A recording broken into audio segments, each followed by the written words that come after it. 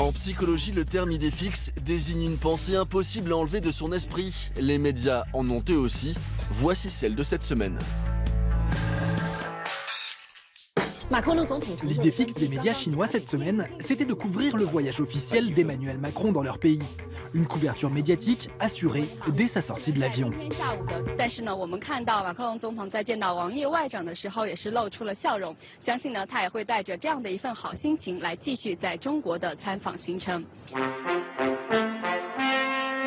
Sur la chaîne principale de la télévision chinoise, la CCTV, la moitié du journal de mardi soir est consacrée au président français.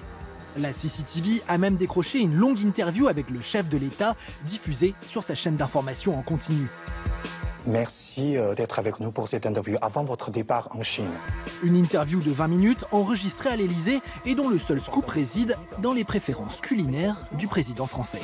Je dois vous dire que le canard laqué est un plat que j'adore. Il y avait un restaurant chinois très bon qui a maintenant disparu, dans lequel j'avais des habitudes il y a une dizaine d'années. Et j'allais toujours manger le canard laqué qui était divin. Que les plus chauvins se rassurent, le président n'a pas oublié pour autant la gastronomie française. Et je pense que mon plat de cœur, c'est sans doute la blanquette de veau. C'est un plat traditionnel français, mais c'est pas mal.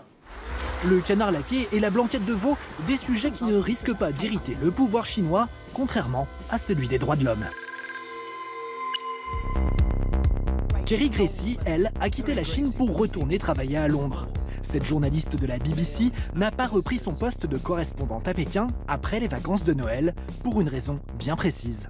In July 2017, I discovered the enormous gap that the two men who were international editors were earning 50% more at least than the two women who were international editors. Selon elle, les femmes travaillant pour la BBC sont systématiquement moins bien payées que leurs collègues masculins. Une révélation plutôt embarrassante pour la vénérable télé publique britannique. Pourtant, la BBC a eu le courage de traiter cette information dans son JT de 13h. In an open letter addressed to licence fee payers, Carrie Gracie, who is remaining at the BBC, accused the corporation of breaking equality law. Carrie Gracie says she was offered a £45,000 pay increase but turned it down, saying it was a botched solution. Carrie Gracie va désormais présenter les journaux de la chaîne d'information en continu de la BBC. Et cette fois, la direction de la télé publique l'a promis, elle sera payée autant que ses collègues masculins.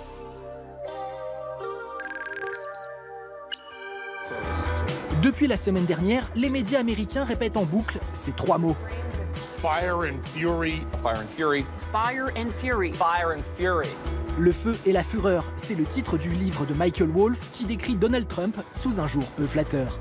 Mais certains médias soulignent que les révélations de l'auteur sont à prendre avec des pincettes. Car Michael Wolff est connu pour parfois manquer de rigueur, notamment quand les témoignages sont croustillants. There are quotes that he puts in quote marks where he was, told these things secondhand in many cases, and yet he went with it anyway, and he didn't go check with the original source. That's how he chooses to do his reporting. Jack Taper, journaliste à CNN, estime que certaines déclarations de Michael Wolff sont carrément mensongères. The book is riddled with errors and rumors, and in his marketing of the book, Wolff made the unbelievable assertion that 100% of the president's family members and top advisors have concerns about his mental fitness for the job. 100%. That's simply not true.